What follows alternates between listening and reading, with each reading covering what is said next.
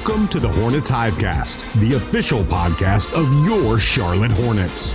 Here's your host, Sam Farber. Hi, friends, and welcome inside the Hornets Hivecast, another edition of the HHC. And before you hit pause or close out your podcast app or whatever you're listening to, no, this is not a mistake. Rob Longo with you here on today's edition of the HHC. Sam Farber, he's been doing such a great job with this. We figured we'd give him the day off. I mean, the team does have 2 days coming off, so we figured we might as well give him one as well. So again, Rob Longo with you here, stepping in, coming off the bench, whatever analogy you would like to make, following Charlotte's 120-111 loss in Boston last night, and to break down the game with me and to cover a couple of other topics, including the importance of these next 2 days for the Hornets moving forward and how this NBA season as a whole compares to the previous ones with everything going on. It is the man, the myth, the legend, Matt Rochinski, the Senior Director of Digital Media. And Matt, I'm sure Sam doesn't give you any props or any introduction like that normally when you're on the HHC. Man, myth and legend, all three. Wow, those are pretty strong things to hold up to, you know. And I got to tell you, Rob, I know this is the first time you've had a chance to do this, and I'm on here with you. Every time I see your name as it's popped across, I keep thinking back to Roberto Luongo, the goalie for the Florida Panthers. I'm a Detroit guy at heart, and you know, us the Detroit Red Wings used to have such a hard time with that guy. I'm looking past it. I'm looking forward to having a good conversation with you today and getting past that. So funny story about that, though. I have to interject real quick. The funny story about that is I had a professor in my freshman year of college call me Luongo because he was a big hockey guy, but I continue. Perfect. I can show my friends back in Detroit that I have you in my phone. It's worked out well.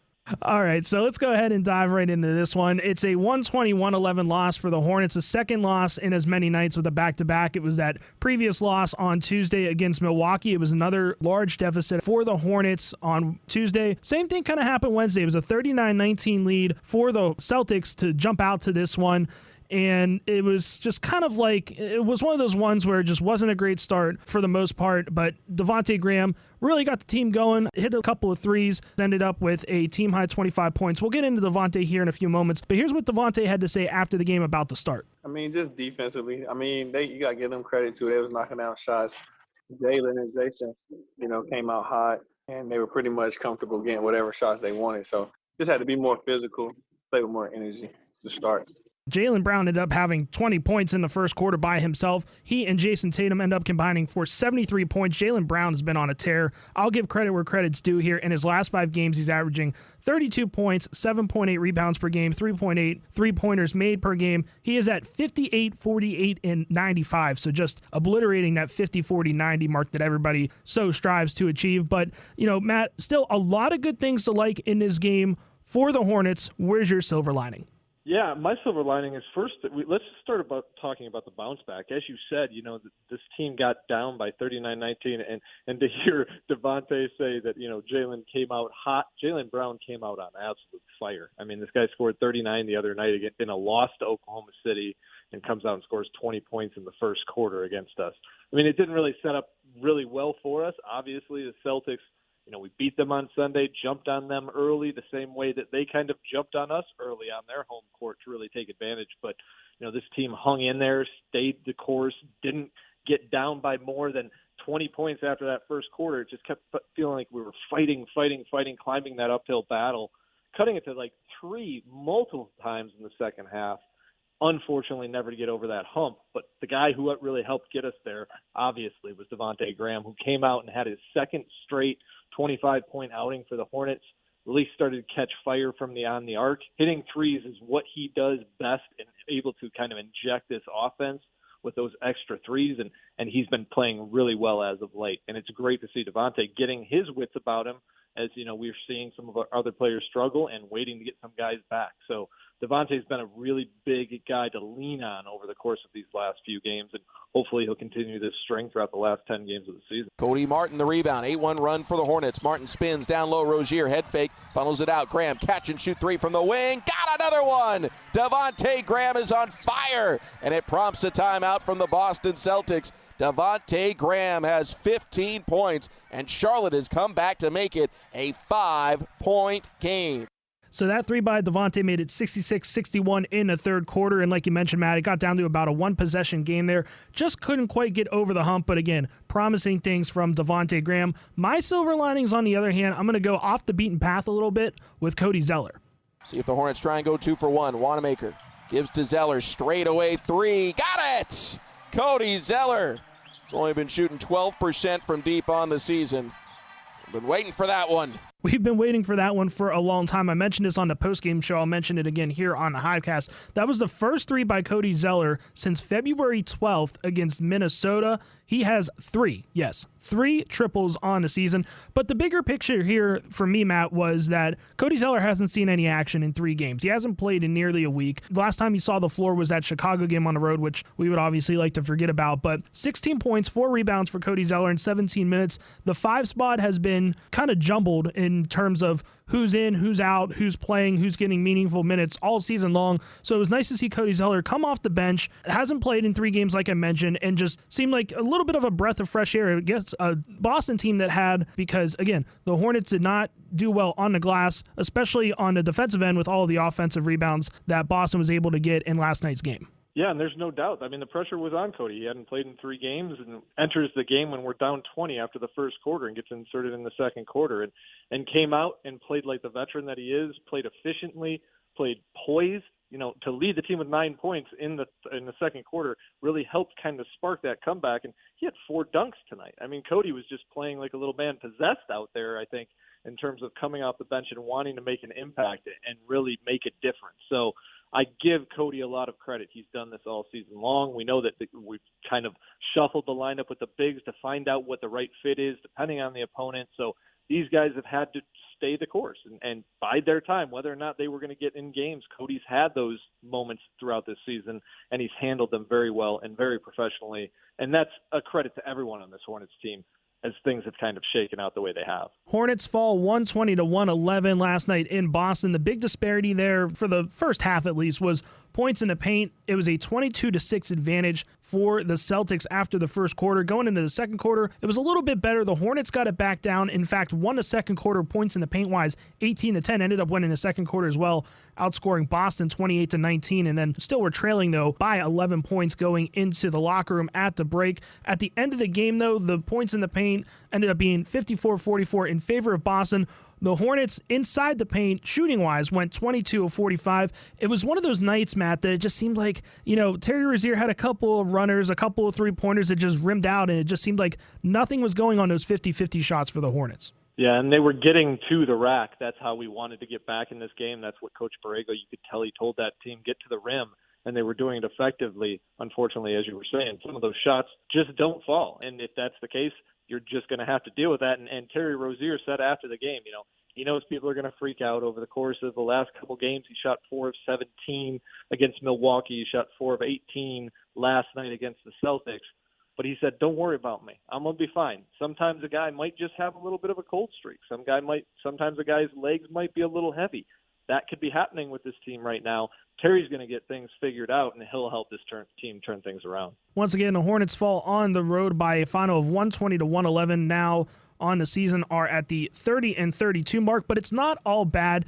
Ended up being almost a decent night for the Hornets in a sense. When you look at the magic number, it ended up being down to 7 now after a loss by the Bulls last night in New York at Madison Square Garden. So the magic number down to 7 for the Hornets to clinch a playoff berth. Now, probably won't get to 7. That would mean that the Bulls would have to win out, and at this point, we probably won't see that, and especially won't see that too, especially because, well, the Hornets have to play the Bulls one more time, so hopefully the Hornets are able to pull that one out as well here coming up in a couple of weeks.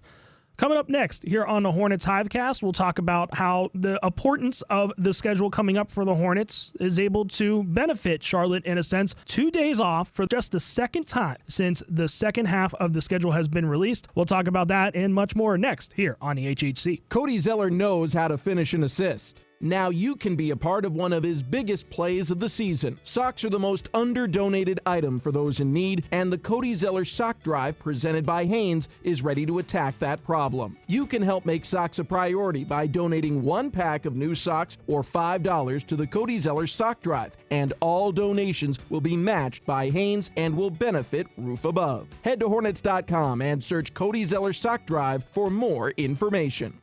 Just being human. And being a basketball player, you're going to have slumps. You're going to have games where, shots might not fall. And, my last 2 games, that's what it was. And everybody around me, or a lot of people, what they do is they're going to overreact. And that's their job. I mean, a lot of people overreact. It's my job to just look myself in the mirror and stay true to myself, stay poised, and just take the blame for it. And just keep getting better, man. Just worry about the next day. I can't do nothing about the last 2 games, but I can look forward to Saturday and maybe shots will fall. But I know I am prideful. I do got a lot of confidence in myself, so I'm just looking forward to Saturday. Terry Rozier keeping it real here after a 120-111 loss in Boston last night. Rob Longo and Matt Rochinski with you here on the HHC. Matt Rochinski, of course, the Senior Director of Digital Media here at the Hornets. When you take a look at this game, Matt, he ended up with 15 points. The shooting has not been there, though. We've seen that the last couple of games. He was 4-18 from the floor, just 1 of 8 beyond the arc. Again, 15 points. He was still able to get it done, though, with 7 assists, but we all know what Terry expects from himself. Oh, there's no doubt. And the only thing that I got to think is that there's got to be the wear and tear that's of this season that's just kind of weighing heavily on Terry right now. You look at guys like Terry, who's played 59 games so far this year, Miles, who's played 62 games so far this year. When we talk about these 2 days off that are coming up, these are the guys that need the rest. These are the guys that need this extra break. I mean, it's insane to look at. You mentioned that this is only the second time since the second half of the schedule has been released that they've had 2 days off. So let's break this down for a second. Thursday is going to be the first time in 23 days that we've had more than 2 days off. Before that, a stretch of 25 days. It's 52 days. That's nearly 2 months. I want to know how many people listen to the Hornets Hivecast would say that they'd go for 2 months straight and not have at least more than 2 weekends in the course of 2 months. These guys are nonstop working. We know we are, too. The only ones who work harder, I think, are everybody on the HHC. And you guys haven't missed a single day. So it's been great to see these guys get this break at the right time for what we need as we're looking at guys potentially coming back, but also even more importantly right now is getting these guys the extra rest on these legs to get them back in that zone again. I'd just like to know what you're buttering me up for if you're going to give us all these kudos here on the HHC. Hey, this is your first one. We know that Sam is out there listening because we know he's not going to be able to resist himself from doing that. So we got to make sure that as he's listening to this and hearing you on your first one, we're giving you all the props that you need to have so that he knows how good of a job you can do on this as well.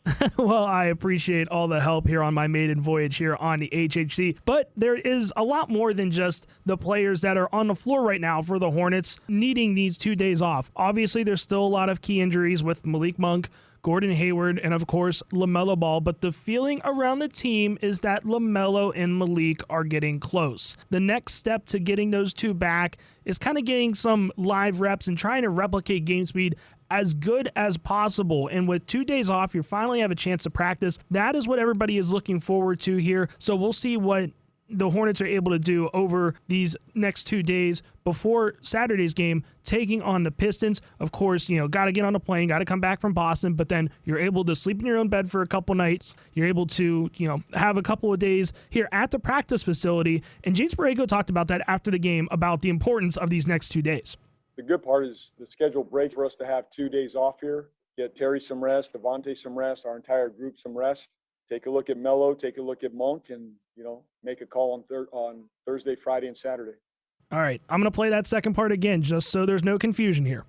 Take a look at Melo, take a look at Monk, and, make a call on Thursday, Friday, and Saturday. So that doesn't mean that LaMelo and Malik are going to absolutely positively come back. We're still a couple of days away. But again, Matt, it is promising to hear James Borrego talk about that kind of stuff because when it comes to these injuries, this organization keeps its cards pretty close to the chest, but it's good to know that they're at least on the radar and James Borrego is ready to evaluate those guys to see if they're ready for some game speed. Yeah, they're sorely needed, sorely missed, sorely wanted. Every fan, every player, everybody within the organization is ready to see these guys take the court again, but none of us want to see them take the court too early. That's the thing that I love about JB and keeping those cards a little closer to the vest by not really saying exactly what the target might be, because you don't want to set a target. You don't want to put that extra pressure on a guy like LaMelo or on a guy like Malik. They've got to come back at their own time and make sure they're ready to go. Now, is it awesome to see them out there shooting around and great seeing them working with coaches? We all love that. But at the same point, you got to realize that Malik hasn't played a game in 28 days since spraining his ankle. LaMelo hasn't played in 40 days since breaking his wrist. There's still going to be some rust that these guys have. Hopefully they can get in here as soon as possible, but at the same point in time, we have to all give them a little grace in terms of how quickly they're going to be effective out on the court. We hope they can be as soon as possible. So here's how the schedule breaks down for the Hornets. Again, today is an off day. Tomorrow is an off day. Saturday is a home game against Detroit. Shameless plug. We'd love to see you here at the Hive. Tickets at Hornets.com. Also, a back-to-back on Sunday at home against Miami. That is going to be a very important one down the stretch. Again, tickets at Hornets.com. Then you got an off day. Then you're on the road for Detroit for one. You come back, you have another off day, and then a back-to-back against Chicago and Orlando. So like we've mentioned time and time again, this schedule gets a little bit easier before then it ramps up at the end with games like Denver, the Clippers, the Knicks, and then the Wizards, who the Wizards aren't any slouch right now with the way that they've been playing the last 2-3 weeks. So again, the schedule sets up nicely for this kind of slow ramp up again, but is it, I don't want to pose this question, but at the same time, is it really worth trying to get these guys back for Saturday, or do you try to give them a third day of rest and then you go all in on that Miami game Sunday night? I think you're going to have to see where you're at, and you're going to have to see where they're at. Realistically, they can have a shot to play and see how things shake out over the course of the next couple of days in the league. Things are tightening up again. I mean, they've been tight all season long, but as you look at, outside to 10 now, there's only 2 games that are separating. So you've got to kind of keep an eye on it and see what's best for this team in this situation. Yeah, I don't want to run anybody out there any sooner than you want to run anybody out there. And you're right, maybe it might be better off hitting them in the second half of the back-to-back. The one thing that I do think is also tremendous for us over the course of that stretch that you mentioned is having 7 of the next 8 games at home, because of the fact you're not going to have 2 days off after this by the time the season closes. You're going out into 16 days of at least a game every other day, some back-to-backs. So this team needs to find time to get that rest, and by having 7 of 8 games at home, you're not traveling. You're not having to get on the plane. You're not having to stay in the hotel rooms. You're not having to sleep in beds that are uncomfortable for you.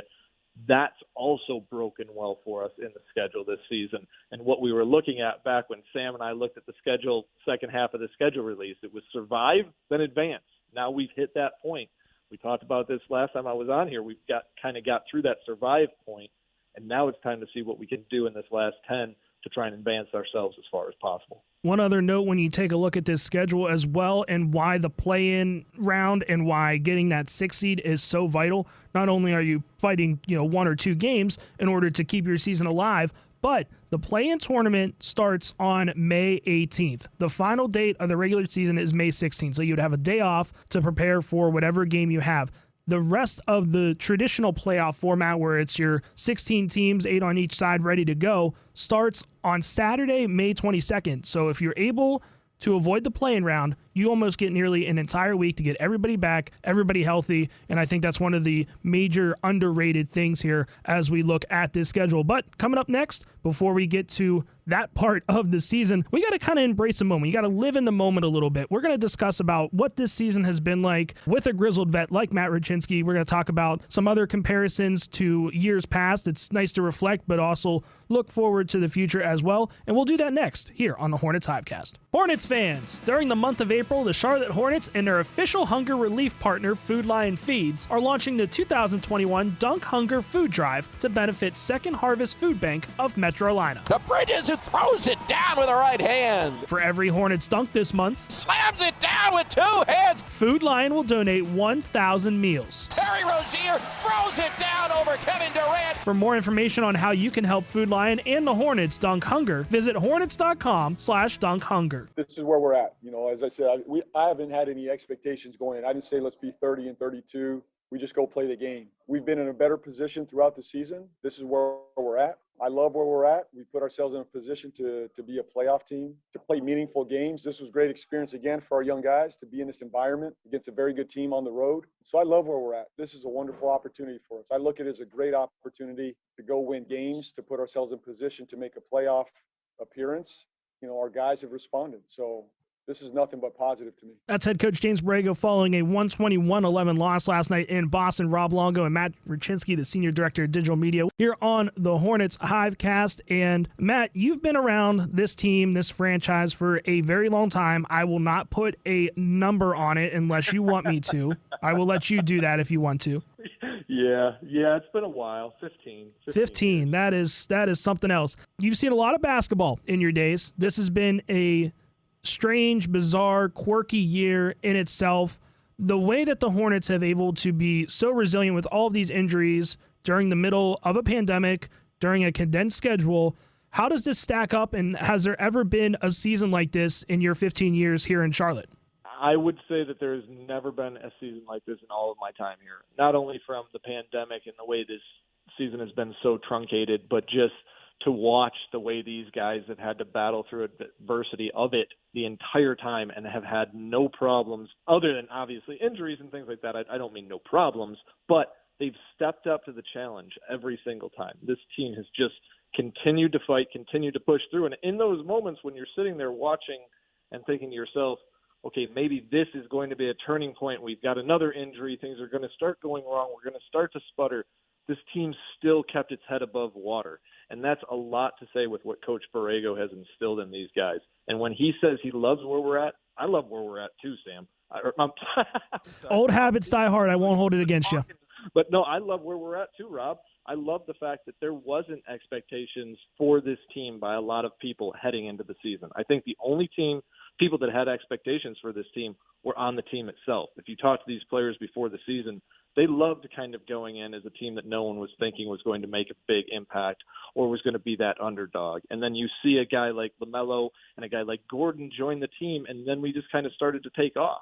But at that same point in time, they elevated players around them. They brought other guys up and helped them raise their games as well. And it's just been a joy to watch as this team has gotten better and better, and now hopefully starts to come together. It's just going to be one heck of a ride. You kind of touched on it a little bit. I wanted to touch on it as well. Where is the excitement level with this team back up all the way to the beginning of the season? So, well, normally we would say like October or September, but because of the way that the schedule works out, we're talking November and December. You get a big free agent acquisition like Gordon Hayward, and then you're able to draft what could potentially be a franchise-changing rookie like LaMelo Ball, and hopefully award-winning rookie like LaMelo Ball, but that is to still be seen. I'm a Queen City newbie. I've only been here since the end of January. I've been in North Carolina for about a year and a half now, closer to 2 years. And when I saw that the Hornets, this is from an outside perspective, when I saw the Hornets go out and draft LaMelo Ball and sign Gordon Hayward, I said, hey, this Hornets team might not be bad this year. If they're allowed to have fans, I would love to drive down and check out a game. So since you've been here a lot longer than I have, where has this excitement level been with this team compared to years past? I'm not trying to have you pick favorites. I just want to see where it registers on your radar. No, I'll be honest with you. I think that every other season, we've had, in my time here, we've had a couple of playoff seasons. In 2016, the loss to Miami, that was tough. Purple shirt guy, everybody knows that. That was one of the worst, obviously round losses for us when we had a chance to get past Miami there. That was a tough loss, and there was some hype around that season for sure. 2014, when we lost to Miami, not as big. 2010 in Orlando, we were just happy to be in the playoffs. I think what I've loved seeing in Spectrum Center and in the city of Charlotte and its surrounding areas as we've all been out is I've never seen more purple and teal and mint. Let's be honest, everybody loves the mint this year. You're seeing it everywhere. But there's just something that's been building as the season progressed early on. I think people were excited to get a guy like LaMelo. We're excited to bring in Gordon Hayward. Some people were second-guessing some of those decisions. And as you saw early on in the season, the first couple months, things started to play out really well and started to really build that hype, not only locally but nationally. And it started to give, I think, our fans a sense of pride. And you saw that when the doors opened at Spectrum Center because they came back in. And I'm not kidding when I tell you this, Rob, in all of my years here, I've never seen the percentage of jerseys that are Hornets jerseys, the amount of mint, the amount of Ball, the amount of Hayward, the amount of Bridges jerseys that you're seeing out there right now, Rozier. It's just amazing to see how many people are getting behind and supporting this team. And one of the coolest looks that I had as I watched a father and son walk in one day was you see the dad wearing a LaMelo Ball jersey and the son wearing a Larry Johnson jersey. And you're just thinking to yourself, wow, this is crazy how this has all come together. And I think that's what's happened with our fan base. They're starting to rally around the old, and you've brought in the new with a lot of this energy that's been injected in this team, and it's just been great to see. You gave me chills just mentioning that. That's pretty cool stuff. I will say I did buy a Del Curry jersey over the summer, so it's still in the closet. Got to have one of those. Exactly. Everyone needs a Del Curry jersey. Exactly. I'm still looking for a reason to wear it. I don't think I can wear it into work. I might get yelled at by a couple people. But at any rate, kind of tying in the old with the new, one of the guys be one of those rising stars in a sense, especially the last couple of weeks, has been Miles Bridges. Miles Bridges, the takeaway. Gives to P.J. Washington. Hornets with numbers. Drops it off. Miles Bridges goes up in the hammer with the right hand. What a vicious, violent dunk. Miles Bridges, his nightly submission for SportsCenter Top 10. And his nightly output as well, 19 points in last night's loss, hit all 5 of his foul shots. He finishes with 4 rebounds and 4 assists, also added 2 steals and a block to it as well. But Matt, you mentioned that some of the comparisons to a Miles Bridges from a couple of years ago to a specific former Hornet. Yeah, when we're looking back in history and we want to see things, and you're asking me about my time here, what I love about Miles is his game reminds me so much of Gerald Wallace's. G-Force, Crash, whatever you want to call them, all of our diehard fans out there will remember him and what he did for this team back in the day with the Charlotte Bobcats, so to speak, before we came back over the Hornets. But the energy that G-Force brought, that Gerald brought, is the same kind of energy that Miles brings. You never know when he's going to explode. It can come out of nowhere, and it can happen instantly. But he's not just a dunker. That's not all he does. He's hitting his three-pointers this season, shooting over 40% from outside the arc. He's hitting his free throws. Those were the same kinds of things that Gerald used to do. He impacted the game in so many different ways that even when you opened up every box score, you would start to see he's filling stats all across the board, even if you're sitting there going, wow, he might not have had the best game. I mean, Miles is just coming off 3 straight 20-point games. We know that he only scored 19 in Boston to kind of end that streak. But when you look at his numbers, he's still filling up the stat sheet across the board with assists, 4 rebounds, 2 steals, 1 block.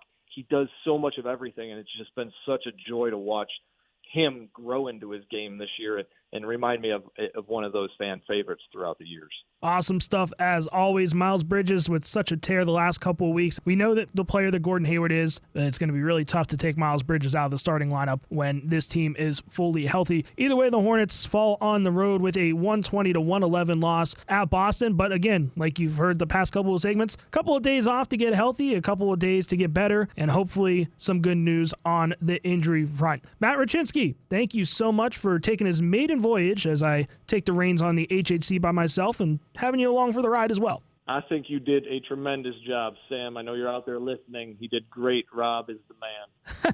I won't be gunning for his job anytime soon. Coming up tomorrow on the next edition of the Hornets Hivecast, Sam Farber will be back. He will have a special sit-down with a member of the Hornets coaching staff. I won't tell you who it is. You got to come back and check it out yourself. But that will be tomorrow. And then, of course, coming up on Saturday, we'll have our game preview and hopefully some good news on the injury front as well. And Sam Purley will join me for that one. So, for Matt Rochinski, and I would normally say the producer, I would normally thank the producer, but the producer's myself. So I will thank myself here on this edition of the Hornets Hivecast, but we will end every episode like we always do, and in the words of LaMelo Ball. Thank y'all. Have a good day. Wear your mask. Thanks for listening to the Hornets Hivecast. For more coverage, visit Hornets.com.